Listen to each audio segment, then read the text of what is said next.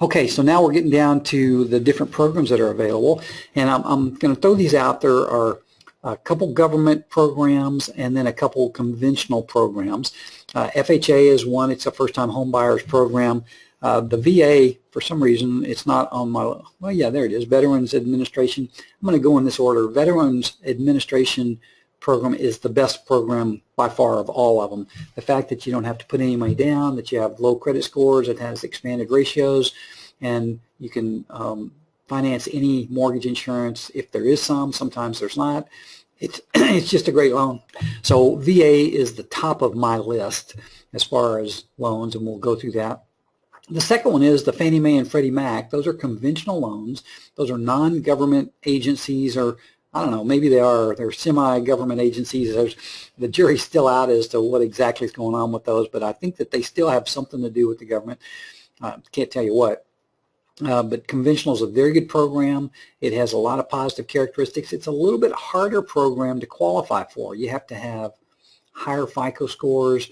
You have to have your debt has to be a little lower compared to your income than it would be on an FHA and possibly even a VA loan. But very good program.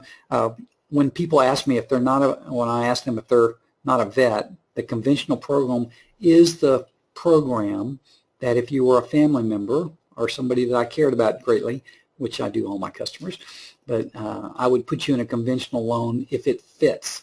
It's a long-term loan, and the reasons for that are the way that the mortgage insurance is treated. The next one on my list is the FHA. The FHA is a great program, particularly for first-time home buyers. It offers low down payment.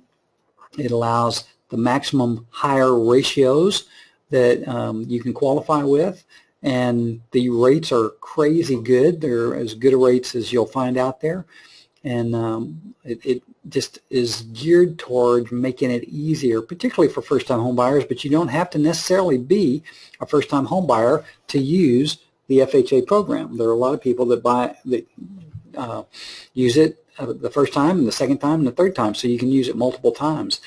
And the fourth one that I was going to mention there is the USDA loan. Now this is a pretty good loan program. It's 100% finance, so it has that consistency with the VA loan program.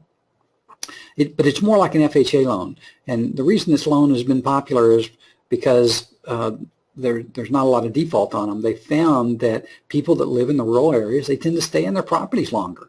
And that's why they're comfortable. The default rate on USDA loans is pretty darn low.